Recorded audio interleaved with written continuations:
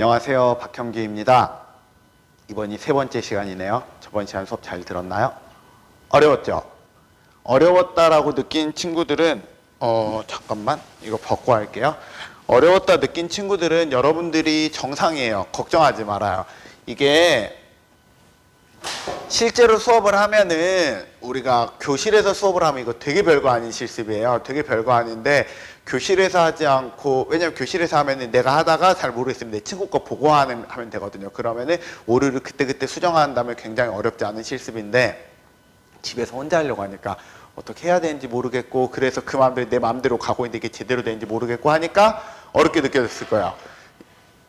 이거 너만 그런 거 아니고 나머지 친구들 다 그런 거고요. 그게 굉장히 정상적이니까 너무 좌절하지 말고 그냥 저번 실습에 대해서 조금 이야기를 해줄게요.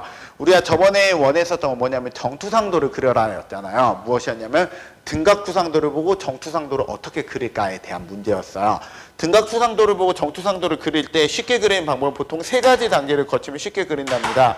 첫 번째, 물체의 외관을 표시한다. 두 번째, 높이가 다르거나 각도가 다른 부분을 표시한다. 세 번째, 숨은 선을 그린다. 이 세 가지 순서대로 가면 대부분 맞거든요. 잘 봐요. 일단 물체의 정면을 한번 그려볼게요. 정면. 외관은 이렇게 생겼죠. 두 번째, 이 물체의 각도가 다르거나 높이가 다른 부분을 표시한다. 여기 다르죠? 됐지? 그 다음, 물체의 숨은 부분. 없지? 넘어갈게요. 이번에 위에를 그려볼게요. 위에는 그대로 이렇게 보면 되겠죠. 위에를 그리는 방법. 일단 물체 외관을 표시한다.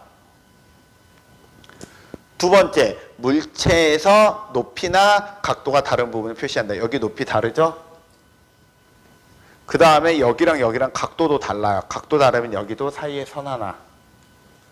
숨은 부분 없지. 넘어갈게요. 그 다음 세 번째, 우측면도 그리라고 하면 이렇게 넘긴 친구 있어요. 우측면도 이렇게 넘긴 거 아니야? 정면을 기준으로 우측으로 넘기는 거예요. 정면을 기준으로 우측으로 넘겨보면은 네모 모양이죠? 이렇게 넘기면 안 돼요. 그 다음에 여기에 높이가 다른 부분 없고요. 숨은 부분이 여기 안에 있죠. 숨은 부분은 이렇게 그려주면 될 거야. 이렇게 그리면 끝이에요. 그리고 나서 여기에다 이렇게 도면 기호 좀 써달라고 했잖아요.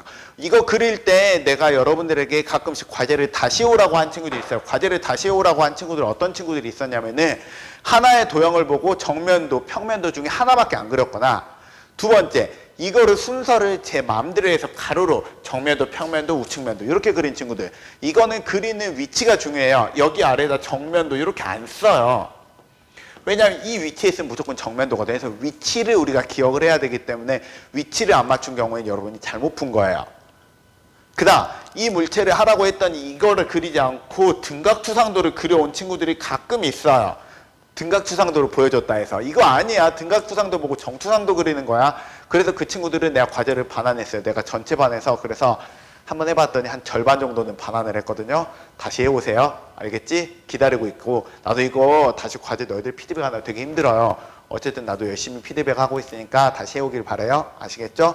자, 여기서면 여기까지 하고요. 지금 오늘 배우는 내용에 대해서 좀 이야기할게요. 우리가 지금 배우고 있는 내용은 제조예요. 제조라고 말하는 건 물건을 만드는 것이다. 물건을 만들 때는 보통 세 가지를 할 수 있어야 된다. 설계도면을 그려야 되고, 그 다음에 재료를 알아야 되고, 마지막으로 도구를 알면 된다.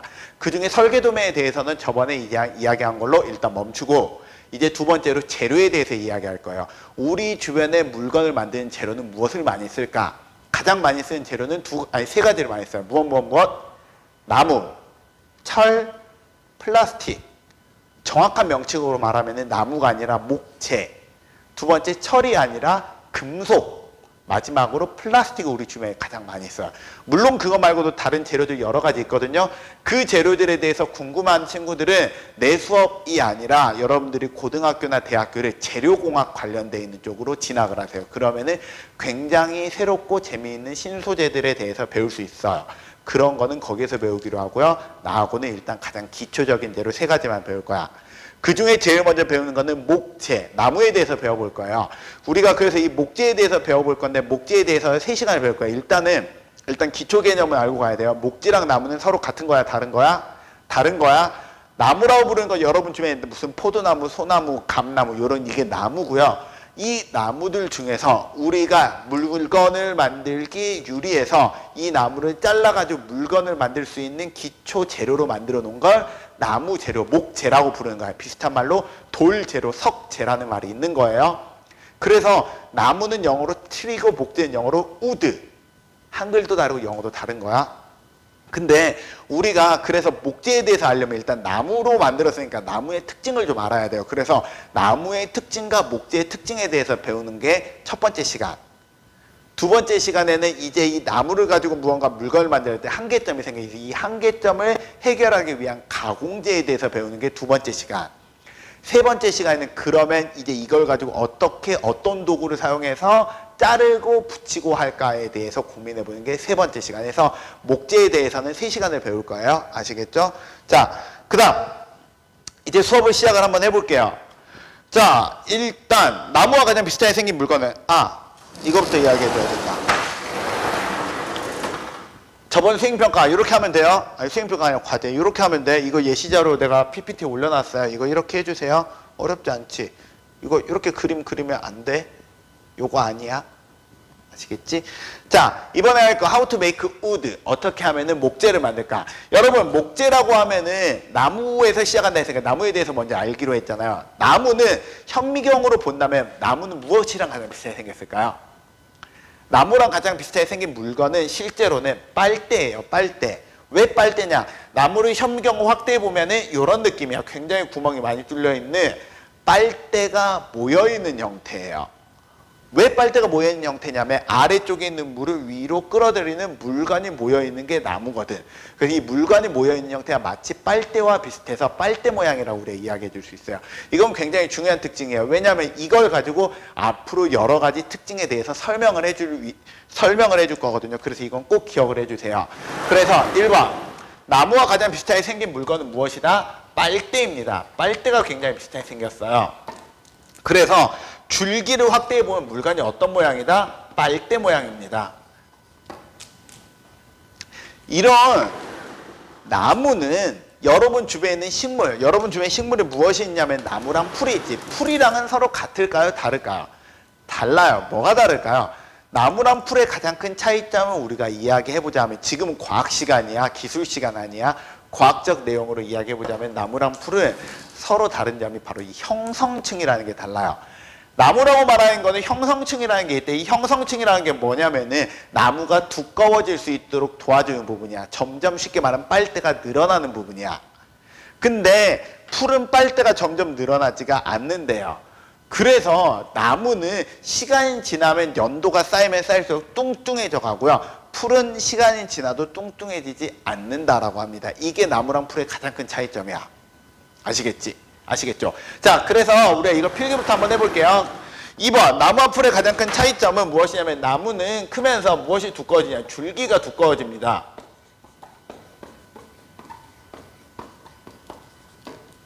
근데 풀은 줄기가 두꺼워진다, 두꺼워지지 않는다, 두꺼워지지 않음. 않음. 맞지? 그래가지고 이거를 우리가 좀 전문용어로 뭐라 부르냐면은 뚱뚱해지는 걸 비대생장이라 부르거든. 이 비대생장이 할 수 있느냐 없느냐. 사람은 비대생장이 될까 안 될까? 되잖아. 배가 좀 뚱뚱해지잖아. 자, 그래 이 비대생장 유무가 우리가 풀과 나무를 나누는 가장 중요한 거예요. 그런데 이 말을 왜 해주냐면 그러면 나무라고 부르는 걸 우리 주변에 한 빨대를 가져와 볼게요. 빨대가 여기 있는데 제일 처음에 빨대가 요만큼 있다가 점점 형성층이 두꺼워지면서 빨대가 점점 이렇게 늘어난다는 거잖아. 맞지? 이렇게 빨대가 늘어났다고. 그러면 애초에 제일 처음에 있었던 빨대도 있었을 거 아니야. 제일 처음에 있었던 빨대가 가운데라고 한번 이야기해 볼게요. 가운데 있는 빨대는 계속 물을 계속 빨아들일까요? 실은 그렇지가 않대요. 빨대가 있잖아요. 일정 이상 물을 빨아들이고 나면 이 빨대가 막힌대요.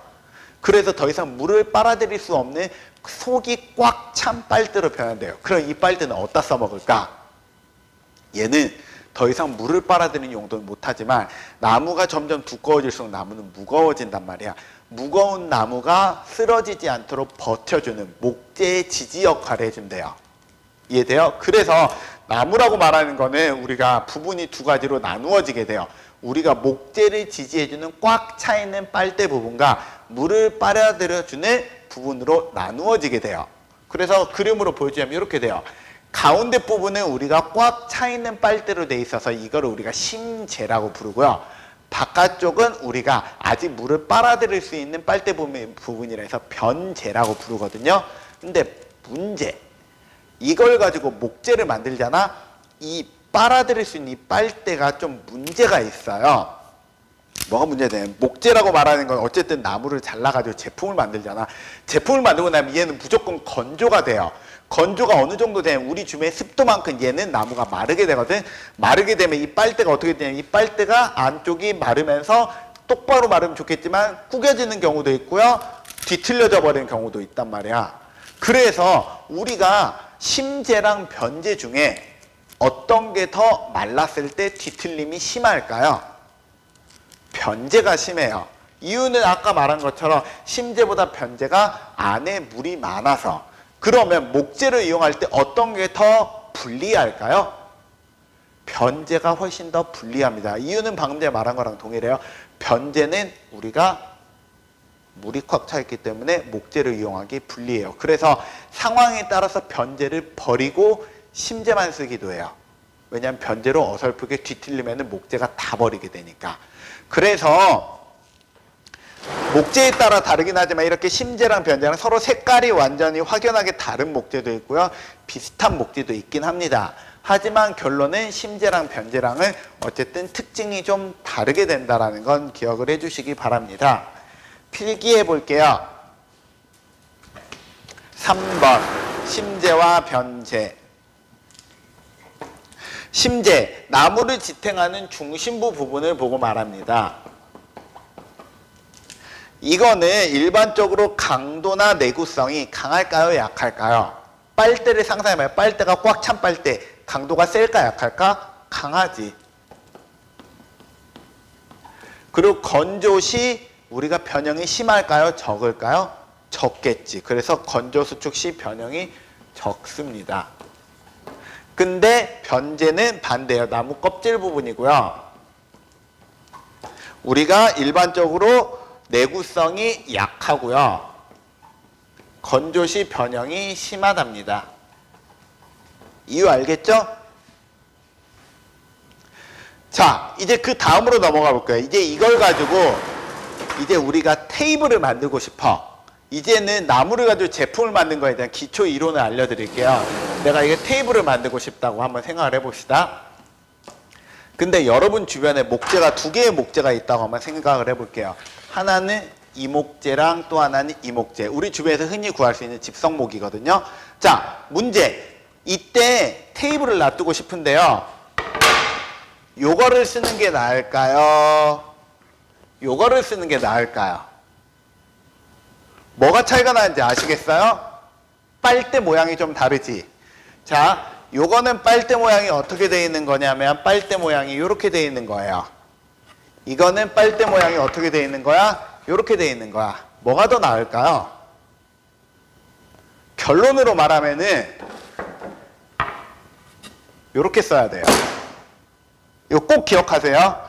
왜 그러냐면은 빨대가 이렇게 놓여 있어야지 양쪽에서 버텨줬을 때 이 빨대가 안 부러지고요. 만약에 이런 목재를 쓰잖아. 그러면 빨대가 이렇게 돼 있는 거잖아. 가운데 뚝 치면 이거 빨대 딱 다 부러져요. 여러분 그 초등학교 때 태권도 학원 다녀본 애들 나무 많이 부셔봤어요? 나무 부실 때 나무 결 어떻게 하고 부시는지 잘 봐요. 요런 거 좋아해요. 이렇게 치면은 이 앞하면 가운데 부러지거든. 요거 네가 손으로 잡고 있고 치면은 네 손이 부러져요. 이거 잘 안 부러져. 해서 우리가 결 때문에 이런 문제가 발생하는데, 그래서 목재를 가지고 테이블을 만들 때 언제나 어떻게 해주냐면은 빨대를 길게 놔두고요. 이 빨대 긴 거에 양 끝을 버텨주는 형태대로 우리가 만들어 준답니다. 이걸 만들어 줄 때요. 또 두 번째, 기둥은 어떻게 할까요? 기둥도 빨대를 두 가지 형태로 놔둘 수 있잖아요. 기둥도 이렇게 놔둘 수 있고 요렇게 놔둘 수도 있잖아요. 요걸까 요걸까? 정답은 얘도 요렇게 놔둬야 돼. 요렇게 놔두면 빨대 확 구겨져 버려요. 그래서 이 두 가지를 적용시켜서 제품을 만들어 보면 이런 느낌의 제품이 나오는 거야. 빨대 요렇게, 빨대 요렇게, 빨대 이렇게, 빨대 이렇게, 이렇게, 이렇게. 그래서 우리 주변에는 빨대는 요렇게 쓰는 거야. 꼭 기억하세요.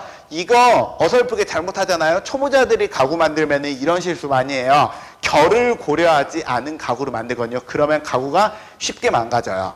그래서 여러분 주변에 있는 대부분의 제품들은 결을 고려해서 만든 거예요. 집에 목재 제품 있나요? 그럼 결을 확인해 보세요. 가로로 긴 것들은 가로로 긴 거 그대로 빨대가 놓여져 있고요. 세로로 되어 있는 기둥들은 세로 모양으로 무조건 만들어 놨을 거야. 아시겠죠? 한번 확인해 보세요. 그 다음 이제 5번째 목재와 흠에 대해서 이야기해 볼 거예요. 나무는 어쨌든 목재는 어쨌든 나무에서 나오기 때문에 흠이라는 게 생길 수밖에 없어요. 예를 들어 쉽게 말해 보면 이게 어머나 이게 우리 주변에서 쉽게 구할 수 있는 공사판에서 많이 볼 수 있는 나무예요. 이 나무를 여러분들 봐보잖아. 여기에 이런 조그마한 구멍들 보이나요? 여기에 이게 뭐게요? 이게 옹이라고 부르는 부분이에요. 이 옹이라는 게 무엇이냐면은 나무가 가지가 뻗어나온 부분이거든요. 그러니까 나머지는 빨대가 이렇게 생겼는데 여기만 빨대 이렇게 꽂혀있는 부분이야. 해서 이 나무에는 무조건 가지가 있기 때문에 옹이라는 게 있을 수밖에 없어요. 이 옹이라고 말하는 거는 나무 목재 강도에 좋은 영향을 끼칠까요? 나쁜 영향을 끼칠까요?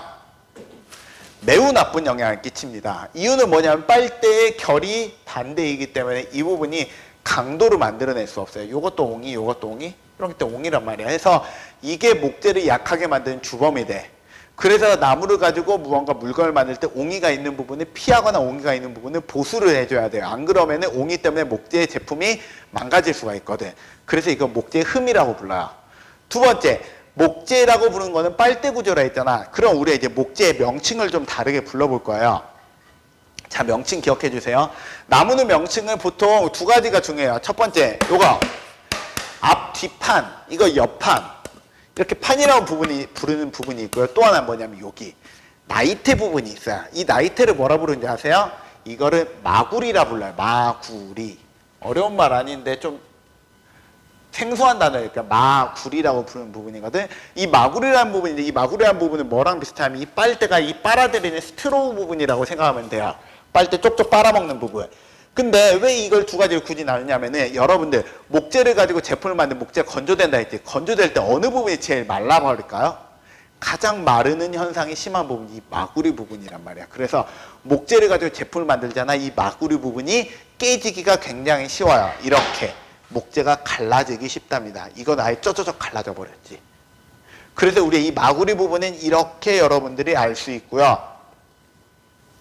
이게 단점이기도 하지만 장점이기도 해요. 어떤 장점이 되냐? 이 나무가 여러분 주변의 나무 나중에 다음 시간에 얘기하면 진짜 나무랑 가짜 나무에 대한 이야기를 할 거거든. 진짜 나무만 가지고 있는 특징이에요. 목재가 갈라지는 현상. 그래서 진짜 나무인지 판별할 수 있는 부분이기도 해요. 아시겠죠? 그래서 목재는 원래 실은 목재의 흠이 한 가지는 아니에요. 목재 이거 말고도 여러 가지 흠이 많이 있지만 우리 주변에서 가장 많이 볼 수 있는 대표적인 흠 2가지만 이야기한 겁니다. 목재의 흠 5번. 첫 번째, 옹이. 옹이란 무엇이냐? 줄기가 뻗어나온 가지 부분을 보고 말합니다. 두 번째, 갈라진. 목재가 건조하면서 생기는 부분입니다. 자, 그 다음 이야기 해볼게요. 그 다음 어떤 이야기 해볼 거냐? 그럼 우리 주변에 있는 목재는 어떤 게 있을까? 나무에 대해서 한 가지 또 과학적 지식에 대해서 조금 더 이야기 해볼 거예요. 여러분 주변에 나무를 크게 2가지로 분류할 수 있어요. 무엇과 무엇으로 분류할 수 있냐면 잎이 가는 것과 잎이 넓은 것. 잎이 가는 걸 우리가 무엇이라 불러주지? 침엽수라 불러주지. 잎이 넓은 거는 화렵수라고 불러준답니다. 자, 우리 주변에 있는 나무를 이렇게 침엽수와 화렵수로 구별해 주는데 침엽수라 부르는 놈이 이렇게 솔방울이 열리는 거고 화렵수는 이렇게 열매가 열리는 건데 얘네들이 어떤 차이점을 갖고 있느냐? 얘네들이 실제로 겉에서 볼 때는 잎만 다른 것 같지만 세포 구조를 보면 세포 구조가 전혀 다르게 생겼어요. 어떻게 다르게 생겼냐면 이렇게 달라요. 얘는 우리가 침엽수들 중에서 대표적인 소나무, 빨강색 소나무 홍송이라 부르는 놈인데요. 아까 봤던 이런 현미경 모습이 나온다라고 하면은 얘는 물풀의 나무라는 거거든. 얘는 모습이 이런 모습이야. 굳이 따지자면 이런 느낌이에요. 얘는 확대를 해서 보면 빨대가 굉장히 많이 모여있는데 이 빨대가 굉장히 작은 빨대야. 쉽게 말하면 요구르트 빨대 모양이거든요. 여기는 빨대가 듬성듬성 있고 나머지는 꽉 차 있어요. 꽉 차 있는 부분은 목섬유 부분이라 부르고요. 이렇게 듬성듬성 이 빨대가 좀 커요. 얼마나 그냥 약간 버블티 빨대 정도로. 그래서 목섬유 부분과 이렇게 굵은 빨대로 나누어져 있는데 두 가지 중에 어떤 목재가 더 강할 것 같나요? 결론을 말해주자면 얘가 더 세요. 이유는 얘는 빨대가 굉장히 골판지 느낌이란 말이야. 세 보이지만 눌러버리면 다 찌그러 들어가지만 얘는 현미경으로 봐도 꽉 차 있을 만큼 꽉 차 있는 부분이 있어요. 여기는 아무리 눌러도 안 들어가. 이해돼? 그래서 목재가 이런 차이점을 보이기 시작을 한답니다. 그래서 우리가 이제 목재를 두 가지로 분류해서 얘네들의 좀 차이점을 이야기할 건데요. 첫 번째, 우리가 이 침엽수라고 부르는 놈은 어떤 특징을 갖고 있느냐? 이 뾰족한 잎을 가지고 있는 목재고요. 이 조그마한 빨대를 우리가 전문용어로 뭐라 부르냐면 가도관이라 부른대요. 그래서 이 가도관이 목재의 줄기에 주는 줄기의 두 가지 중요한 역할을 모두 다 해주거든요. 목재의 줄기의 두 가지 중요한 역할은 뭐냐면은 물을 빨아 올리는 거랑 또 하나 목재가 쓰러지지 않도록 버텨주는 거. 그래서 물을 빨아 올리는 거, 수분 이동 통로 역할과 두 번째 목재 지지 역할을 얘가 모두 다 해줍니다. 그런데 우리가 화렵수의 경우에는 우리가 목재 지지는 아까 꽉 차 있는 부분, 그 부분을 뭐라 부르냐면 목섬유라고 부르거든요. 목섬유가 목재 지지를 해주고요. 그 다음에 굉장히 굵은 버블티 빨대를 우리가 무엇이라 불러주냐면 도관이라 불러요. 이 도관이 무엇을 해주냐면은 수분 이동 통로를 해줍니다.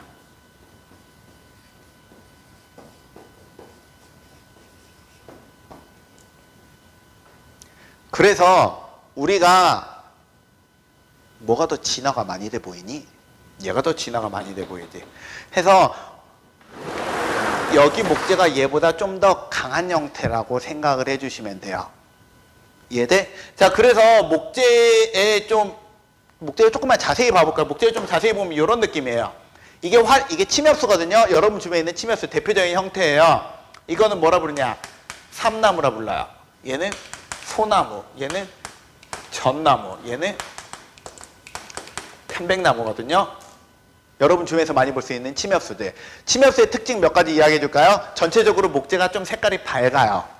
두 번째, 강도는 아까 살짝 약하다 그랬지. 여러분 주변에서 볼 수 있는 나무, 요 나무가 제일 강도가 약하면서 초보자들이 갖고 놀기 좋은 나무야. 삼나무라 불러요. 강도가 좀 많이 약해서 손톱으로 누르면 손톱 자국 나요. 두 번째, 소나무, 우리 주변에서 가장 흔하게 보이는 나무 맞지? 근데 얘는 큰 특징이 얘랑 별로 모습이 차이가 잘 안 나요. 그래서 소나무랑 전나무는 얘하고 나무가 하나 더 있건 요거 비슷한 느낌 가문비 나무라는 게 있어요. 이 세 개 나무는 비슷한 취급을 해요. 그냥 같은 나무 취급을 해요. 근데 우리 주변에서 가장 생산량이 많은 나무예요. 제일 흔한 나무. 세 번째, 요거 편백나무는 우리나라에서나 외국에서 되게 좋아하는 나무예요. 이 편백나무 일본어 이름 아세요? 히노키라 불러요. 어디선가 들어봤나요? 주로 어디서 많이 들어봤지? 목욕탕, 히노키탕이나 또 하나 베개에서 많이 들어봤어요. 이게 뭐냐면은 목재인데 얘가 목재마다 목재에서 다른 뭐라 표현해야 되지? 해충을 이렇게 떨궈버리는, 해충이 오지 못하게 하는 목재 냄새가 있거든요. 그 냄새를 무엇이라 부르냐면 피톤치드라 불러요. 이 피톤치드 냄새가 얘가 좀 세대요. 그래서 이걸 가지고 무언가 물건을 만드는 그 피톤치드 냄새가 사람 몸에 좋다네. 그래서 이걸 가지고 뭐 가구 같은 거 만드는 거 사람들이 좋아하는 그런 목재고요. 요런 목재들보다 얘가 좀 비싸요. 한 3배 정도 비싸요. 좀 비싼 목재고요. 주로 많이 나온 데가 일본이야. 일본에 있어서 얘가 좀 소나무 같은 느낌이에요. 여러분 이거 갖고 놀아봤나요? 갖고 놀아봤을걸? 기억 안 나지? 이거 어디서 갖고 많이 놀아봤냐면 너희들이 가장 쉽게 친숙하게 갖고 놀았던 게 키즈카페 가봤죠? 키즈카페 가보면 여러분 키즈카페 이렇게 아래쪽에 원목 놀이터라 해가지고 목재 큐브처럼 생겨갖고 막 바닥에 많이 있어요. 막 이렇게 막 붙고 막 노는 거 있지? 그게 편백나무야. 이해돼요? 그걸 우리가 다 편백나무라 부른답니다. 우리 그거 갖고 놀았어요. 자, 그 다음 화렵수들 좀 봐볼게요. 화렵수들 중에서 요거는 고무나무라 불러요. 고무나무는 우리 주변에서 가장 흔하게 볼 수 있는 화렵수고요. 가격이 좀 많이 저렴해요. 그래서 가격이 저렴한데 튼튼해서요. 어디서 많이 이용해요? 어린이집이나 유치원 같은 데서 원목 교구 만들거나 아니면 원목 교구인데 좀 가격을 싸게 하고 싶다 할 때는 이런 걸로 많이 만듭니다. 다이소 가도 요거 많아. 두 번째, 요거 뭔지 아시나요? 자작나무라 불러요. 자작나무. 자작나무 하얀색 나무인 모습이 굉장히 큰 특징이고요. 강도가 좀 세요. 근데 이렇게 만드는 것보다 자작나무는 어떻게 많이 만드냐면 잘라서 합판이라는 가공재로 많이 만들거든. 그렇게 만들면 얘가 나중에 그건 보여줄게요. 어디에 많이 이용하냐면은 원목 놀이터 만들 때 굉장히 많이 쓰는 나무입니다. 그 다음 화렵수들 중에서 이 두 가지 나무가 굉장히 좋고 고급 수종이라 부르는 나무예요. 이 나무는 무엇이라 부를까요? 호두나무예요. 호두나무 영어로 혹시 뭔지 아시나요? 월넛이라 부른답니다. 어디선가 들어봤죠? 이 월넛이라 부르는 호두나무는 색깔이 굉장히 진해서요. 사람들이 좀 멋있대요. 멋있어서 월넛색이라 해서 목재의 색깔을 따라하기도 하고요. 그냥 여러분 주변에 봐봐. 의자 요거 월넛색이라 부르거든. 이렇게 색깔을 따라하기도 많이 한답니다. 그래서 우리 주변에는 좀 고급 나무. 얘보다 조금 색깔이 연하긴 하지만 얘도 일반 나무보다 약간 갈색빛, 황토빛 정도 내기는 나무. 이 나무는 도토리나무. 도토리나무, 다른 말로 참나무. 영어로 오크라고 부르는 나무예요. 자, 이 나무도 우리 주변에서 구할 수 있는 나무 중에 굉장히 좋은 나무예요. 그래서 우리나라에서 옛날에 참나무를 어디서 많이 썼냐면은 탄광갱도에 많이 썼대요. 그 탄광을 만들면 그 굴을 만들었을 거 아니에요. 그 굴에 버틸 수 있는 뭔가를 버틸 수 있는 걸 놔둘 때 얘를 많이 썼대. 얘가 잘 안 부러지니까. 그래서 굉장히 강도가 강하고 좋은 나무입니다. 자, 우리 주변에 이제 여러 가지 나무를 이야기해 줬으니까 나무의 특징들 이야기해 줬고 침엽수, 화렵수에 대해서 이거 조금만 더 필기를 좀 해줄게요. 이거 좀 하고 넘어가는 게 좋을 것 같아요. 자, 침, 활 특징 좀 여러분 한번 이야기해 봅시다. 강도 특징 비교해 볼게요. 강도 무엇이 더 세요? 강도 얘가 강도가 강해요. 이게 약하답니다. 이거는 강도는 상대적인 개념이에요. 침엽수보다 화렵수가 강하다는 거지 화렵수가 철보다 강하다는 개념 아닙니다. 아시겠죠? 두 번째, 밀도. 밀도는 얼마나 꽉 차 있느냐. 아까 봤지? 어떤 게 더 꽉 차 있는 것 같아요? 얘가 더 꽉 차 있습니다.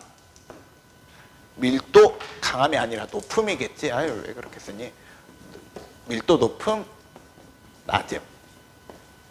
밀도가 얘가 높고 얘가 밀도가 낮아요. 밀도가 높으니까 강도가 세겠지. 그럼 세 번째, 가공성. 가공성이라고 부르는 건 뭐냐면 얼마나 쉽게 잘리느냐야. 가공성은 뭐가 더 좋을까요? 얘가 좋아요. 그리고 얘가 가공성이 나빠요. 가공성이 좋은 게 좋은 거냐 나쁜 거냐 그건 상황에 따라 달라. 여러분 주변에서 흔히 구할 수 있는 재료들 중에 가공성이 제일 좋은 게 종이지. 종이는 가위로 잘리잖아. 가공성이 좋으면 쉽게 변형 가능해서 만들긴 쉽지만 반대로 쉽게 망가지기 쉬운 거고 가공성이 안 좋은 거는 자르기 어렵지만 만들어 놓으면 잘 망가지지 않는다는 특징을 갖고 있는 거예요. 세 번째, 성장 속도. 성장 속도 뭐가 빠르게요? 성장 속도는 위에 게 빨라요.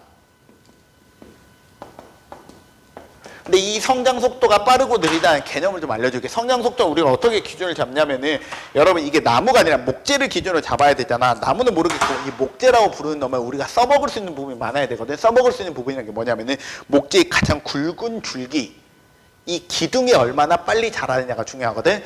우리가 침엽수들은 대부분 기둥이 길게 위로 훅 자라요. 화렵수는 보통 어떻게 자라지? 이렇게 아름드리 나무로 자라지. 그래서 이 아름드리 나무를 잘라놓고 보잖아 하면 실제로 쓸 수 있는 부분은 굉장히 더 적어요. 그래서 얘가 더 목재가 성장 속도가 느리다라고 이야기합니다. 그러면 반대로 생산량은 무엇이 더 많을까요? 생산량은 당연히 얘가 높고 얘가 낮겠지. 성장이 느리니까 생산량이 낮겠지. 그럼 뭐가 더 비싸게? 단가. 얘가 비쌈. 이게 저렴하겠지. 이해돼요? 맞지? 그래서 여기에 대표적인 나무를 우리가 이야기해보자 라고 하면은 침엽수 같은 경우에 요 네 가지 나무가 있었죠. 삼소, 전편. 삼나무, 소나무, 전나무, 편백나무 이런 것들이 가장 대표적인 나무예요. 그 다음 화렵수 같은 게 대표적인 나무가 이렇게 네 가지 있다 했죠. 고무나무, 얘 뭐라 불렀지? 자작나무. 얘 뭐? 호두나무. 얘는 무슨 나무? 참나무, 상수리나무라고 불러도 돼요. 이 네 가지가 대표적인 나무. 실은 이것보다 되게 많은 나무가 얼마 정도 많은데 뭐 은행나무, 벚나무, 뭐 이거저거 나무 많지만 대표적인 것만 이야기해 주는 거예요. 자, 그 다음 여러분 그거 한번 생각해 본 적 있어요? 나무에서 그러면은 나무는 어디에 많이 쓰니까 나무를 가장 많이 쓰는 데는 두 군데에서 많이 써요. 알고 있나요? 나무를 제일 많이 쓰는 두 군데. 어디? 첫 번째가 나무로 집을 만들고요. 두 번째 나무로 가구를 만들어요. 두 가지 나무 중에 집 만드는 나무가 무엇일까요? 집 만드는 나무는 침엽수예요. 그리고 화렵수로 가구 만든답니다. 이거 꼭 기억해야 돼. 이거 어려워. 침엽수를 가지고 건축 자재로 사용하고요. 화렵수를 가지고 가구 자재로 사용합니다. 선생님 집이 더 튼튼해야 되는 거 아닌가요? 그래, 네 말이 맞아요. 집이 더 튼튼해야 되지만 우리는 화렵수가 아닌 침엽수를 가지고 만들어요. 이유가 뭘까요? 되게 간단해. 얘가 더 싸서. 왜냐면은 침엽수를 가지고 집을 만들면 돈이 많이 들긴 하지만, 아니 화렵수를 가지고 집만 돈이 너무 많이 들잖아. 그래서 우리나라 옛날에는 화렵수로 집을 만들 때 언제? 삼국시대 정도. 우리나라 삼국시대 때는 느티나무로 우리가 집을 만들었대요. 근데 생산 속도가 느리잖아. 그러니까 고려시대 정도 되니까 소나무로 집을 만들었대요. 그랬다 조선시대 후기쯤 되니까 소나무도 막 없어가지고 막 나중에 이상한 나무 갖고 왔다가 강도가 약해서 막 건물 막 무너지고 그랬대요. 그만큼 얘가 성장 속도가 느리기 때문에 문제가 된다고. 그래서 얘를 가지고 만들지 않고 얘를 가지고 만들거나 아니면 요새 철 많잖아요. 그러니까 철 가지고 만들고 요새 침엽수를 가지고 인테리어 꾸미는 용도로 많이 써요. 목수들이 꾸미는 용도로 쓰고요. 화렵수를 가지고는 우리가 무엇을 만드냐? 가구 만들 때 써요. 그래서 가구는 망가지지 말라고 해서 가구들이 오히려 오래 간답니다. 가구와 화렵수라서. 아시겠죠? 자, 그 다음 이제 마무리, 이제 마지막 7번 말하면 이제 목재를 자르는 방법에 대해서 이야기해 줄게요. 목재를 자를 때는 보통 두 가지 형태로 잘라요. 하나는 이렇게 자를 수 있고요. 또 하나는 이렇게 자를 수 있어요. 두 개의 차이점은 뭐냐면 얘는 딱 봤을 때 목재의 무늬, 나이테가 보이고 얘는 목재긴 목재인데 나이테가 잘 안 보여요. 왜 이런 일이 발생하냐면 목재를 자르는 방식이 달라서 그래요. 목재를 어떻게 자르냐면은 우리가 방금 전에 처음 해봤던 목재는 어떻게 잘랐냐면 목재를 나이테랑 평행하게 자르잖아. 그럼 목재가 이런 느낌으로 나와. 그러면은 이런 느낌으로 나온 이 목재를 무엇이라고 하냐면 무늬결이라 불러요. 무늬가 보인다 해서. 두 번째, 목재를 이렇게 자르려면 어떻게 하면 되냐? 목재를 나이테랑 수직 방향으로 자르면 돼요. 그러면은 이렇게 직선의 모양이 나와요. 그럼 문제, 왜 목재를 이렇게 자르는 방법이 두 가지로 나뉘냐? 목재의 용도가 방금 전에 말했던 것처럼 두 가지 용도가 있기 때문에 그래요. 목재를 건축자재로 쓰고 가구자재로 쓴다 했잖아. 어떤 게 더 튼튼해야 될까요? 건축자재가 더 튼튼해야겠지. 건축자재라는 거는 튼튼하자면 건물이 무너지기 때문에 튼튼하게 만들어야 되니까 모양보다 강도가 중요해요. 그럴 때는 우리가 방금 전에 말했던 것처럼 일자 형태를 써요. 그래서 주로 공사파에서 보는 강목 같은 거는 목재가 결이 안 보여요. 두 번째, 우리가 가구 같은 경우에 아름다움이 중요해요. 그렇기 때문에 목재를 아름다움을 볼 수 있는 형태대로 만들어요. 그래서 목재의 결이 다 보이거든요. 대신에 강도가 약할 수 있으니까 철 같은 걸로 보강을 시켜주는 경우도 많죠. 아니면 휘는 거를 잡아줘야 되는 경우도 많고. 이게 목재를 자르는 큰 두 가지 방법입니다. 그래서 우리가 무엇이라 나누게 되냐면은 목재를 우리가 방금 전에 이런 판자로 나눈 거를 목재 판목재재라 부릅니다. 판목재재라 부르고요. 두 번째, 목재를 우리가 이렇게 만든 걸 정목재재라고 부르거든요. 여기에 대해서 필기만 좀 해볼게요. 이거 거의 다 수업 끝났다. 원래는 여기다 필기 안 하는데 저기 지우기 귀찮으니까 여기다 해줄게요. 자, 목재의 제일번 나무 절단 방법에 따라서 무엇이 달라지냐면 강도가 달라지고요. 두 번째, 무늬가 달라진답니다. 7번. 그래서 판목 재재는 목재가 마구리가 곡선 모양이 나와요. 마구리라 말하는 건 나이테를 말해요. 그리고 상판이 무늬결이 나옵니다. 무늬 모양이 보이게 됩니다. 그러면 무늬가 보이게 되면은 아까 봐봐. 무늬가 보이게 되면 왜 이게 문제가 되냐면 이게 무늬가 보이게 되는 것들은 목재가 건조하면 휘어버릴 수 있단 말이에요. 그래서 얘가 무늬가 있는 것들은 휘는 현상이 많이 일어납니다. 근데 정목재재는 직선으로 자르기 때문에 직선결이 나오고요. 휘는 현상이 상대적으로 적습니다. 이유는 뭐냐면은 직선 모양으로 잘랐기 때문에 여기 봐봐. 직선결로 자른 이쪽 부분에 휠 때도 자체적으로 조금씩 줄어들어요.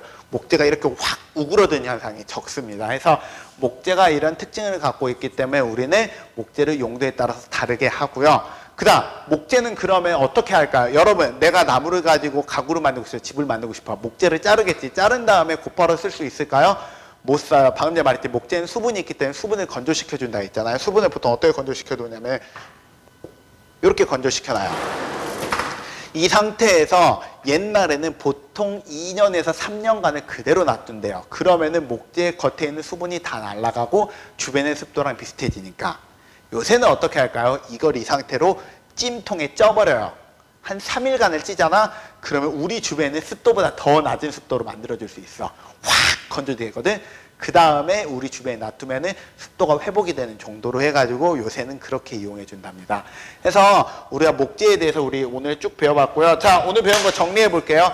우리가 오늘 배운 거는 목재와 나무에 대해서 이야기했어요. 나무라고 말하는 거는 우리 주변에 흔히 많이 있는데 무엇과 굉장히 특징이 비슷하다? 빨대랑 특징이 비슷해서 이런 빨대에 대한 내용을 배웠고요. 그래서 이런 목재를 어떻게 자르느냐에 따라서 건축 자재로도 쓰고 그 다음에 가구 자재로도 쓰고 또 하나 목재가 어떤 목재냐에 따라서 우리가 침엽수냐 화렵수냐에 따라서 목재의 특징이 달라진다는 점, 오늘 이거에 대해서 배웠고요. 다음 시간에는 이제 목재를 가지고 가공재를 왜 만들어야 되는지에 대해서 배워볼게요. 오늘 수업 듣느라 수고했습니다.